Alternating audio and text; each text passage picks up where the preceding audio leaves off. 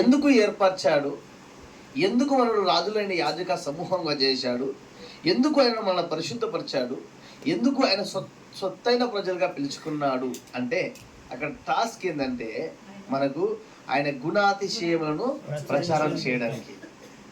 ఇక్కడ వచ్చింది చాలా సమస్య. చాలామంది వాక్యం చెప్పేటప్పుడు, ప్రార్థన చేసేటప్పుడు, దేవుని సన్నిధిలో సంఘాలను నిర్మించినప్పుడు, సంఘం కోసం పరిచర్య కోసం నిలబడ్డప్పుడు అందరు వచ్చి పెంతెకోస్తు పాస్టర్లు, లేకపోతే బ్యాప్టిస్ట్ పాస్టర్లు, లేకపోతే హెబ్రోన్ పాస్టర్లు, లేకపోతే బ్రదర్ అండ్ పాస్టర్లు అని కాకుండా దేవుడు నిన్ను పిలిచాడా? ఎట్లా పిలిచాడు? కళల ద్వారానా, స్వప్నాల ద్వారానా, దర్శనాల ద్వారానా, ప్రవచనాల ద్వారానా? ఎలా నిన్ను దేవుడు పిలిచాడు అంటే, అయ్యా వాక్యం ఏమని బోధిస్తుందంటే ఈ దర్శనాలు ప్రవచనాలు కళల ద్వారా కాదు. అదేంటి, నువ్వు తల్లి గర్భంలో రూపించకపోవడం ముందుకే నీకోసం ఆయన ప్రణాళికలు కలిగినాడు. ఆయన ఒక గొప్ప పిలుపుతో పిలిచాడు. ఆ పిలుపులకు తగినట్టుగా నువ్వు బ్రతకాలి. ఆమేన్. అందుకోసమే భక్తుడు చెప్తున్న మాట, నాకు ఇష్టమైన మాట ఏంటంటే, మిమ్మల్ని పిలువబడిన వారు చారి గారితోటి, భాస్కర్ చారి గారితో నాకు మంచి సంబంధం ఉంటుంది. మా 3 ఫ్లోర్స్ అయ్యగారే అన్ని కార్యక్రమాలు ఆయన చూసుకున్నారు. అసలు అయ్యగారికి అప్పచెప్పి మేము ఎక్కడికైనా పోయేది. ఎంత అంటే ఆయన ప్రేమ, సిస్టర్ వారి కుటుంబంలో ప్రేమ నాకు చాలా అద్భుతంగా అనిపిస్తుంది.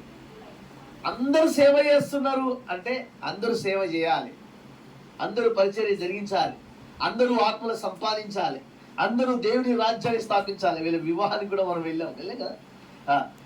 అంటే నేను చెప్తున్న మాట అంటే, నేను దేవుని సేవకులకు ఒక మాట చెప్తున్నాను. దేవుడు మనల్ని పిలిచాడు. పిలిచిన దేవుడికి మనం ఎంత నమ్మకంగా బ్రతుకుతున్నాము, మనం ఎంత నమ్మకంగా ఆయన పనిలో మనము పనిచేస్తున్నాం అన్నది చాలా ప్రాముఖ్యం. పిలువబడడం గొప్ప విషయం కాదు, ఏర్పరచబడడం గొప్ప విషయం కాదు, రాజులని యాజక సమూహంగా చేయడం గొప్ప విషయం కాదు, పరిశుద్ధులుగా చేయడం గొప్ప విషయం కాదు, ఆయన సొత్తైన ప్రజలుగా చెప్పుకోవడం గొప్ప విషయం కాదు. కానీ ఆయన అప్పగించిన బాధ్యతను మనం సరిగా నిర్వర్తించకపోతే, మనం లేకపోతే దేవుడు అందుబాటులో ఉన్న వారిని వాడుకుంటాడు. నమ్ముతారా? దేవుడు ఎవరిని అందుబాటులో ఉంటారో వారినే వాడుకుంటారు. ఎందుకు అంటే మనం మళ్ళీ బ్లేమ్ చేయద్దు దేవుడిని. దేవా నన్ను వాడుకోలేదు, నన్ను అది చేసేది ఏది కాదు. దేవుడు ఎవరికి అందుబాటులో ఉంటే వాళ్ళని దేవుడు వాడుకుంటాడు. నేనున్నానా, మీరున్నారా, ఎవరున్నారా అనేది కాదు. దేవుడు పిలిచాడు. ఎందుకు పిలిచాడు అంటే ఆయన గుణాతిశయములను ప్రచారం చేయడానికి. ఒక్కసారి ఆదికాండం 2వ అధ్యాయం 12వ వచనం బైబిల్ చదవండి. ఒక మాట చదివి త్వరగా. ఆదికాండం 2వ అధ్యాయం 12వ వచనం. ఆ దేశపు బంగారము శ్రేష్టమైనది, అక్కడ బోలమును గోమేధికమును దొరుకును. ఒక చాలా ప్రాముఖ్యమైన విలువైన వస్తువులు అక్కడ ఉన్నాయి. అందరు చెప్పండి, బంగారము, బోలము, గోమేధికము. ఈ చాలా ప్రాముఖ్యమైన విలువైన వస్తువులు అక్కడ ఉన్నాయి. కానీ ఎందుకు పనికిరాని మట్టిని ఏర్పరచుకున్నాడు. మట్టిని తీసుకొని తన స్వరూపంలో మానవుని తయారు చేసి తన నాసిక రంధ్రంలో జీవాత్మనుదగా మనిషి జీవించి ప్రాణి అయ్యాడు. చాలా గొప్ప విషయం. ఆ బంగారం ఉంది, బోలం ఉంది, గోమేధికం ఉంది. బంగారం ఎన్నుకోలేదు, బోలాన్ని ఎన్నుకోలేదు, గోమేధికాన్ని ఎన్నుకోలేదు. పనికి మారిన మట్టిని తీసుకొని దేవుడు మనిషిని తన స్వరూపంలో చేసుకున్నాడు. అది అర్థమైంది. ఇప్పుడు ఎగ్జాంపుల్ చెప్తున్నా. మట్టితో చేయబడి ఈ మానవుడికి ఇంత అహంకారం, ఇంత పోకడ ఎక్కువ ఉంటుంది. నేనేంటి, నా పోకడేంది, నా జీవితం ఏంది, నేను ఎట్లుండాలి, నా కుటుంబం ఏంది, నా వ్యవహారం ఏంది, మా బ్రతికెంత, నేనెంత సంపాదిస్తున్నానని విర్రవీగిపోతాడు. అవసరం ఉంటే ఆకాశంలో నడుస్తాడు. మట్టితో తయారు చేయబడిన ఈ మానవుడికి ఇంత అహంకారం ఉంటే, ఒకవేళ బంగారంతో తయారు చేస్తే మనిషి చేతులు ఉండేవాడా? చెప్పండి అయ్యా. అంటే ఒడియా భాషలో ఒక మంచి పాట ఉండేది, తంకరో బుద్ధి అపరంపారం అంటే అర్థం ఏంటంటే ఆయన వాళ్ళు అర్థం చేసుకోవడానికి సరిహద్దు లేదు. There is no limitation for his understanding. ఆయన మనల్ని అర్థం చేసుకోవడానికి సరిహద్దు లేదు. కాబట్టి నేను చెప్తున్నమాట మీరు జాగ్రత్తగా ఆలకించండి. దేవుడు ఇంత విలువైన వస్తువులను తీసుకోలేదు. మట్టి తీసుకొని తన స్వరూపంలో చేసుకున్నాడు. మీరు ఏం చేయాలి? ఆయన స్వరూపంలో చేయబడ్డారు కదా, మీరు ఏం చేయాలి? మీరు పిలువబడ్డారు, ఏర్పరచబడ్డారు, రాజులైన యాజక సమూహంగా చేశాడు, ఆయన ప్రజలుగా చేయబడ్డారు. అంతేకాదు, మీరు ఆయన సొత్తు, ఆయన ప్రజలై ఉన్నారు. మీరు ఏం చేయాలంటే ఆయన గుణాతిశయాలు ప్రచారం చేయాలి. ఆయన గుణాతిశయాలు ప్రచారం చేయాలంటే ఆయన గుణాలు ఏంటి మరి? పరిశుద్ధత, ప్రేమ, ఆప్యాయత, ఇంకా వాటన్నిటికంటే శ్రేష్టమైనది ఆయన గుణాల కింద శ్రేష్టమైన గుణము ఏం తెలుసా? మనస్సాక్షిని పెట్టాడు దేవుడు. మనస్సాక్షిని చంపుకొని ప్రజలు పాపం చేస్తున్నారు.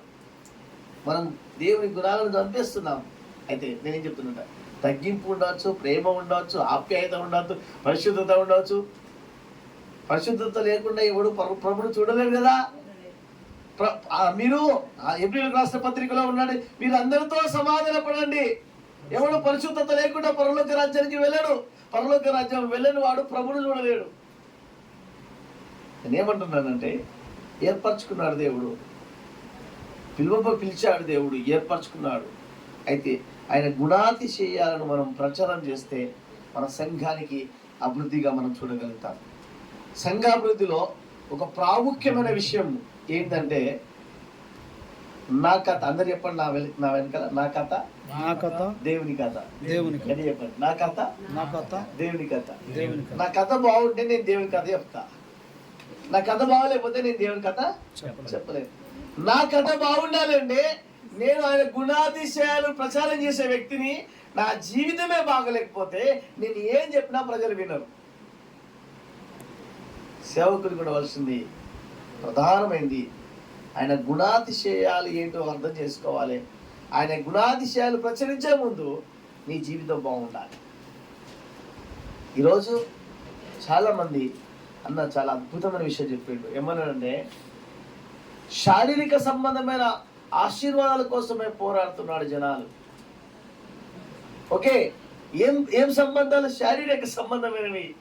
నీకు చర్చికి వస్తే ఇదో దీవించబడతావు, అలా దీవించబడతాం ఖచ్చితంగా. బాగుపడతాం ఖచ్చితంగా. దేవుడు పంట కుప్పలో నుండి దేవుడు పైకి లేపుతాడు ఖచ్చితంగా. కానీ శారీరక సంబంధమైన ఆశీర్వాదాలే కాదు, ఆ పరలోక సంబంధమైన ఆశీర్వాదాలు మనిషి మర్చిపోయి దేవుని గుణాతిశయాలను ప్రచురించలేదు. ఈరోజు మనం మాట్లాడితే, మనం కూర్చుంటే, మనం నిలబడితే, అందుకోసమే మోషే గురించి ద్వితీయోపదేశకాండం చివరి అధ్యాయం చివరి మాటలో ఒక మాట అన్నాడు, మోషే లాంటి అద్భుతమైన సాక్ష్యం కలిగిన వాడు ఈ ప్రపంచంలో లేడు. ఈరోజు నేను చెప్తున్నాను, మనము గుణాతిశయాలు ప్రకటించే మనము ఆయన గుణాలు ఈ లోకంలో చూపించిన కంటే ముందు మన జీవితాన్ని ప్రజలకు చూపించాలి. మన ఆలోచన విధానం ప్రజలు అర్థం చేసుకోవాలి. మన ప్రేమను అర్థం చేసుకోవాలి. మన ఆప్యాయతను అర్థం చేసుకోవాలి. అప్పుడు ఏమైందంటే అద్భుతమైన కార్యక్రమం మన ద్వారా జరుగుతుంది. అయ్యా, నువ్వు నన్ను పిలిచావు, నువ్వు నన్ను ఏర్పరచుకున్నావు. పిలిచిన వాడు, ఏర్పరచుకున్నవాడు ఎవరిని వదిలిపెట్టాడు. ఎవరి దగ్గరికి పోయి నాకు ఇది అవసరం ఉన్నదని చెప్పుకునే అవసరము లేదు. నేను ఒక ఆర్ఫనైజ్ నడిపిస్తున్నాను. ఈరోజు దగ్గర ఇప్పటి వరకు పోయి నాకు కార్డు పెట్టి, అయ్యా నేను ఆర్ఫనైజ్ నడిపిస్తున్నాను కుమారన్న, ఏంటిది సజీవ సాక్ష్యం, చాలా సంవత్సరాలు జాయ్ ఫౌండేషన్ రిజిస్టర్ చేసిన నుండి అన్నది తెలుసు.